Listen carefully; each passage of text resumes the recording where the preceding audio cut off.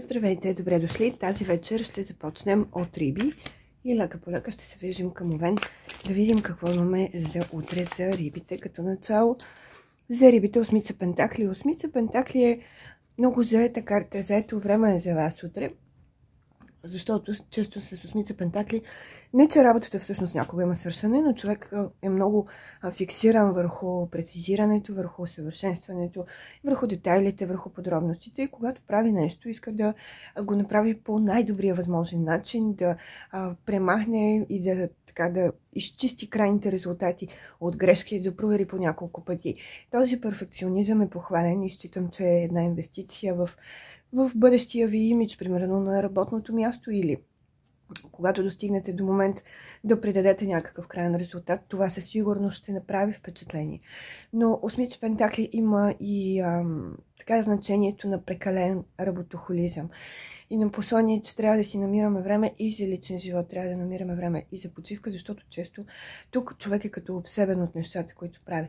И знае, че винаги има по-добре накъде и знае, че винаги може да се желае още нещо, но тази карта е свързана с това, от една страна имам предвид. Ние да израстваме, да надграждаме умения, да надграждаме компетенции. Осмица пентакли е чудесна, когато става въпрос за плавно, но пък устойчиво движение нагоре към някаква цел, примерно. Така че в утрешния ден хубаво е наистина да се трудите, да работите, да прецизирате и да усъвършенствате, но намирайте време и за себе си. Било то за почивка, било то за вашето семейство, защото тук наистина говорим за лека крайност, която можете да коригирате. Десятка жезли за водолеите. Десятка жезли е трудна карта. С нея човек е изтощен, изморен, усеща, че повече не може, защото е на финала на реализацията на нещо. Така в последните финални моменти наистина умората си казва думата. И с тази карта, като че ли утре трябва да се абстрахираме от капризи, от разни дреболики, с които хората ни занимават, и да насочим изцяло вниманието си върху това, което правим, за да може да го приключим. Определено тук говорим за една по-голяма тежест и за една по-голяма трудност, която е наистина на своя финал, но ако се занимаваме с дреболи, ако оставаме хората да ни занимават с дребни, така и несъществени неща, като че ли реализацията и приключването се отлагат още по-нататък, а умората не намалява. Всъщност с десятка жезли аз си мисля, че утре е добре човек да се научи да казва не. Тогава, когато не се чувства длъжен и когато усеща, че обземат вниманието му, времето му с дреболи. Кажете не сега, завършете каквото имате, пък после се занимавайте, починете и малко си така се разтоварете от напрежението. Тук говорим за един своеобразен предел, както на физическите, така и на психическите възможности. Петица мечове за козирозите. Петица мечове е карта, която е свързана прекалено много с възмущението, с критиката, с упреците, укорите към другите хора. С петица мечове ние рядко гледаме себе си, доста по-често гледаме другите. Много лесно съдим от нашата камбанария. Изключително лесно. И разбира се, тук проявата на толерантност почти не съществува. С петица мечове в един по-традиционен прочит често говорим и за проява на вербална агресия, за обвинения. Точно за това да съдим другите само спрямо нещата, които ние знаем и спрямо нашата камбанария. Важно е утре не да се занимаваме с другите, да погледнем към себе си. Петиците са числа, които много успешно биха могли да ви помогнат да промените онова, което не работи за вас, или да привлечете нещо ново. Но новото няма да дойде, докато така издребняваме и се занимаваме наистина с разни дреболи. Понякога петица мечове набива окото ни и го привлича към това кой какво прави и защо не прави така. С петица мечове ние искаме да покажем, да защитим гледната си точка, да бъдем някакъв пример за подражание, само че по доста грешния начин. Въздържайте се от критика, стойте по-далеч от хората, които ви дразнят или които ви провокират по някакъв начин. Опитайте се да си така осъществявате някакъв контрол и самоконтрол по отношение точно на желанието да съдим и да упрекваме. Асо на чашите за стрелците. Асо на чашите е много хубава карта. Астрологично можем да я свържем с всички водни знаци. Тя е свързана с водната стихия. Карта потенциал, бих казала, както всички. В случая на Асо на чашите потенциал е да успеем по един по-осъзнат начин да изградим връзките си. Потенциала се крие в прошката, в осъзнаването на това, че никой не е само позитивни качества, никой не е само плюсове. Всеки има своите положителни и отрицателни страни. Да приемам хората като сбор точно от тези две страни е много важно и смятам, че е проява наистина на неосъзнатост и на една по-голяма емоционална интелигентност. В случая на тази карта, както ви казах, потенциал за тия неща има. Дали потенциала ще се развие обаче, зависи изцяло от вас. Всесъзнателно чашите също в един по-традиционен прочит. Често имаме възможността да подобрим връзките си или да създадем нови връзки, както в романтичен, така и в личен, в приятелски план, които да бъдат по-стойностни, които да бъдат по-осъзнати и, разбира се, да има позитивни емоции в утрешния ден. За хората, които си имат партньори и които като че ли в последно време са го позабравили това нещо, утре е добро време, в което да покажете по-меката си, по-емоционалната си страна, да бъдете по-близки до хората. Сигурна съм, че ще намерите начин и съм сигурна, че ще успеете да се приближите точно до онези, които по някой път пренебрегваме. Било то заради работа, било то заради други неща. Нищо толкова няма да се случи, ако бъдем по-меки и по-деликатни. Рицар на мечовете за скорпионите. Рицар на мечовете е много бърз, изключително така деен като типаж. Той винаги за някъде бърза, винаги форсира, приспорва, винаги слага колата пред коня. За него има едно постоянно такова движение. Той не е стационарна карта или карта свързана с това да стоим на едно място. С него утре смятам, че залетели сте се на някъде, сте се бързали полека обаче, защото често се случва в бързането да обидим някой или да неглижираме някой и да създадем едно такова усещане за студенина. Това по принцип го казвам да внимавате най-вече в близкия си кръг. Може би за всички хора около вас няма значение как ви възприемат, но за онези, които са ви важни, за онези, които са ви близки, за онези, които вие имате интерес и ви пука, бъдете по-деликатни и по-тактични. С рицар на мечовете също, мисля, че утрешния ден е амбициозно време за вас и то е изключително амбициозно време, но по някой път амбицията тук в тази карта граничи с арогантността и пак подчертавам, че е хубаво да се внимава как общуваме с хората. От друга страна, рицар на мечовете смятам, че ще изостри инстинктите, свързани с успеха. За него няма, не може, не знам, обади ми се утре, ще видим по-нататък. Или се прави утре, или не се прави никога. Така че предполагам в утрешния ден, като сума от утрешния ден, като сбор, ще сте постигнали онова, което искате. Въпросът е на цената на какво. Любовниците за везните. Любовниците са астрологично под влиянието на близнаци.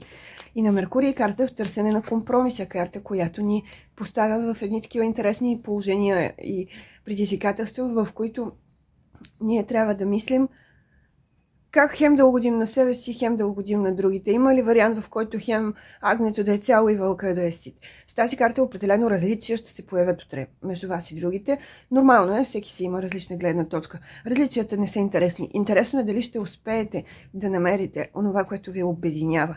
Да намерите всъщност решението, което да бъде в плюс за всички, никой да не се чувства ощетен. Много често тук човек някакси е поставен в такива положения, в които от едната страна са изискванията и претенциите на другите, от другата страна са неговите собствени желания, кое да послушаме, как да постъпим.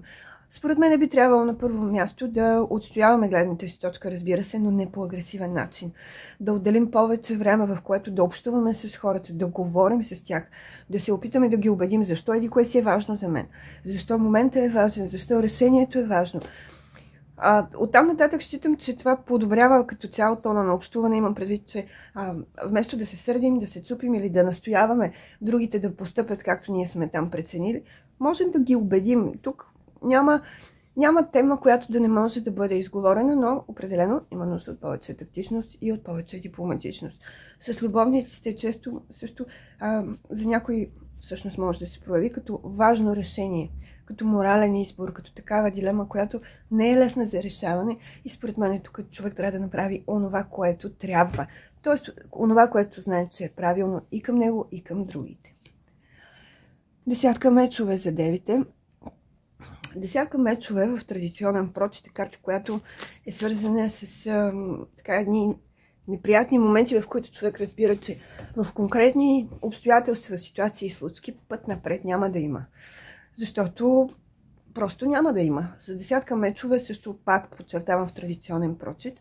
Често си говорим за примерно някакви лъжи, които излизат на повърхността и човек вече знае всичко, не може да се самозаблуждава и това налага от негова страна да бъдат предприяти действия, които да бъдат свързани с приключването. Дали на дадени отношения, дали на дадени задачи, работа, неприятно като усещане.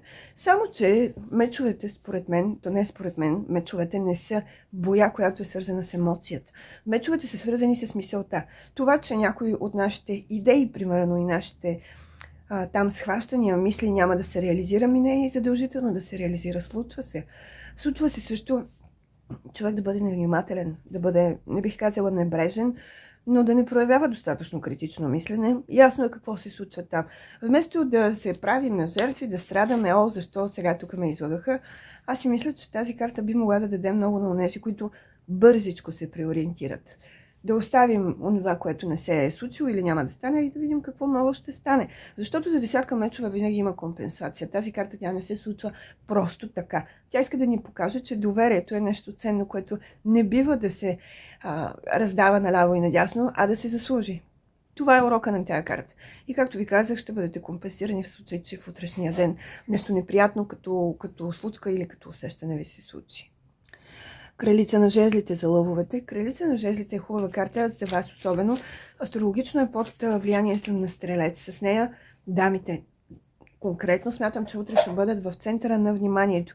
Не само на мъжкото внимание, а изобщо на вниманието. Кралица на жезлите е изключително харизматичен персонаж. Това е карта, която прави някакси външния ни вид по-атрактивен и начинът, по който се изразяваме по-въздействащ. За това сте в центъра на вниманието. За всички, и за дамите, и за господата, кралица на жезлите ще ви направи по-амбициозни. Ще ви направи в центъра на събитията, т.е. ще бъдете така под светлината на прожекторите, което е хубаво и можете много успешно точно това, че сте в центъра на събитията, да ви помогне, примерно, да прокарате ваши планове, идеи. Отново тук ще се обърна към дамите и ще кажа, че в утрешния ден може да бъдете по-капризни. И това е защото има кой да удовлетвори капризите ви. Не говорим за това да капризничим без причина, а просто точно през чара, през харизмата да се опита човек да си набави, например, помощта, от която се нуждае. Ако имате амбициозни планове и ако имате такива желания и знаете, че не можете да се справите сами, включете наистина чара и харизмата, бъдете комуникативни и си поискайте помощ, съдействие и подкрепа. С кралица на жезлите също ми се струва, че е чудесно време и чудесен ден, в който да бъдем социално по-активни, да се забавляваме повече.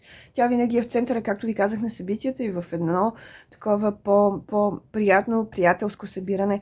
Тя никога не остава без внимание. Така че ако някой ви се обади да излезете, да се видите, не дайте да отказвате. Смятам, че ще ви се отрази изключително позитивно. Освен това, може да създадете нови контакти. Да не говорим за това, че може да получите вече, както ви казах, помощ и подкрепа. Ако кралица на жезлите има отрицателна страна или нещо, което лично аз не харесвам, то е свързано с това, че тя някой път изземва функциите на хората. Тоест, в желанието и може би да помогне, сипаха носа прекалено много и поема инициативи и предприема действия, които не са нейна работа да предприема. Така хората може да останат с усещането, че мнението им не е важно и че едва ли не те не могат, само вие можете да направите нещо, така че спазвайте личните граници, за да бъдат спазени и вашите. Седмица мечове за раците. Седмица мечове е карта, която е свързана с лицемерите, с клюкарите, с интригите. Много е важно утре да различавате зад коя усмивка какво се крие, къде е приятел, къде е лицемер. Това е карта, която не е много лесна по отношение на комуникацията, защото тук човек трябва да я избягва. А в една среда, например, като работната, не винаги можем да избегнем тази комуникация. Всъщност, най-често седмица мечове се така проявява точно в професионалната сфера. Като хора, които обикалят, слухтят, разпитват, наблюдават. Хора, които самите те като качества и като умения не само, че не са нещо особено, даже мога да ги свържа с вид некомпетентност, но хора, които много добре могат да се възползват от това, че някой е прекалено бъбрив, от това, че някой споделя прекалено много, от това, че човек не си пази работата, не си пази крайните резултати и не си гледа ползата общо взето. Така че утре колкото по-малко говорите, толкова по-добре. По-малък е варианта и шансът да ви заблуди някой. Внимавайте какво казвате, къде го казвате и как може да бъде интерпретирано. Това, например, пред вашите началници, ако говорим за професионалната среда, защото това човек да е бъбрив е много хубаво и това и онова. И човек някой път се изпуска, казва нещо, което не трябва или нещо, което може да бъде грешно препредадено. Не създавайте сами обстоятелства, седмица мечове да ви навреди точно на личния имидж. Като финансови загуби, не мисля, че тази карта може да ви донесе такива. Тук не говорим за загуба на пари, а по-скоро за това, че трябва да се научим наистина да различаваме лицемерите и да се научим да разчитаме повече на себе си. В утрешния ден, според мен, е по-добър вариант да работите в уединение. Дори ако тази карта не е свързана с вашия професионален живот, което пък е още по-лошия вариант, да има такива хора в личния ви живот, които да се опитват по някакъв начин да ви навредят. Колкото повече споделяте, толкова повече храните седмица мечове, така че в утрешния ден по-скоро си работете и си стойте на спокойствие. Може би ще дойде друг ден, в който ще можем да противодействаме на това. Утре не се занимавайте. Кралица на пентаклите за близнаците. Кралица на пентаклите астрологично е под влиянието на Козирог. Една земна, практична, организирана е кралица на пентаклите, което дава изключително усещане за сигурност в утрешния ден. Каквото можете да го свършите, не го отлагайте за по-нататък. Не го протакайте. Свършете го утре. Чудесно време, в което да седнем и да си направим сметката. Какво получаваме, къде отиват парите ни, къде отиват ресурсите ни, можем ли да оптимизираме разходите. С кралица на пентаклите често това е възможно, даже е много нужно. В личен план, карта е осветяваща сериозните взаимоотношения и в личен, и така в по-приятелски план. Кралица на пентаклите е отговорна, не еднолично, но доста по-отговорна, може би, от другите за това да бъдат всички добре. Карта, проявяваща изключителна грижа и материална, но не само към онези, които в момента имат трудности, имат проблем. Карта, която винаги отделя време и внимание както на близките си, така и на приятелите си, така че важно е да отделите и вие утре време. Карта също, която е практична и която, както ви казах, е свързана с организацията. Всъщност най-силното качество тук е точно тази организираност. Подходящо време е за това да си адаптирате плановете, както ви казах, да си преразгледате бюджета, да оптимизирате разходите. Подходящо време е също да заявите амбиции в професионален план. В случай, че желаете, примерно, някакъв вид повишение или нещо повече като заплащане, наистина е подходящо време да демонстрирате и да покажете, че имате там желание и ще направите необходимото. Десятка пентакли за телците. Чудесна карта е десятка пентакли. С нея нищо, ама нищо не ни липсва. Десятка пентакли е успех най-често в професионален план. Карта, която е свързана наистина с реализацията на трудоемки задачи, на трудни проекти. Това е момента, в който вече човек е реализирал нещо, показал качество, показал възможности, оправност, перфекционизъм, професионализъм и време, в което така малко по-спокойно да я караме вечер. Особено ако резултатът е на лице. Мисля, че тази карта всъщност ще насочи вниманието точно към тия ви позитивни качества и ще направи така да бъдете, както ви казах, примера за подражание от една страна и от друга страна ще ви помогне да съберете материални дивиденти. Когато човек се справя добре, има пълното право да си поиска нещо повече. Щом давате повече, разбира се, че имате това право и смятам, че няма да ви бъде отказано. Освен материалното спокойствие, както в професионален, така и в личен план, всъщност то се проявява като адекватна възможност да бъдем ние адекватни спрямо грижите за другите. Ако имате деца, да кажем, десятка пентакли показва, че нямате проблем с това да се грижите за разходите на децата си. Десятка пентакли също в един по-романтичен план. Тази карта или в по-приятелски, да не е само в по-романтичен, показва, че връзките ви са сериозни, стабилни, отговорни и на никой тази отговорност не му тежи. Петица пентакли за лудните. Петица пентакли е карта, която осветява липсите, която е свързана с липсите. В традиционен прочит тя често говори за липсите на пари, но не е само това. Парите са само някакъв аспект. Да, за някой може да са финансови проблеми, но по-скоро усещането, което петица пентакли поражда, е проблем. А усещането е свързано с самотата. И в същото време с осъзнаването, че на човек му е нужно да има човек до себе си, че в момента не е много не е в най-добрата си светлина, не е в най-доброто си настроение, може даже да не сте в най-добрите си времена, ако щете. И имаме нужда от приятелско рамо, имаме нужда от подкрепа от някой там, на който да знаем, че можем да разчитаме. Лошата новина е, че няма. Утре няма на кого да разчитате, освен на себе си. Просто с петица пентакли една такава нужда, която е незадоволена и неудовлетворена, излиза като значение. За някой може да са пари, за други може да е присъствието на някой, за трети може да е нужда свързана с това да бъдат на конкретно място или да бъдат в конкретна сфера, да нямат тази възможност. За мен обаче и нещо много важно излиза с тази карта, на което ние можем да влияем пряко. И това е с какви хора общуваме. Обграждаме ли се с песимисти, с мрънкащи и оплакващи се хора? Да стоим по-далече от инертните, от пасивните, от онези, които смачкват в зародиш всяка наша идея и смачкват желанието ни за развитие, желанието ни да вървим напред. Ако някой ви казва, че нещо няма да стане и че не е за вас, той не говори за вас, той говори за себе си, че той не може да го направи. Така че разграничете се от подобни мнения и от подобни коментари. Знам, че не винаги може и знам също, че ежедневното общуване с такива хора, колкото и да е ведър човек и колкото и да е позитивен като настроение, това влияе. Не може да не влияе, особено ако не можем да избегнем контактите.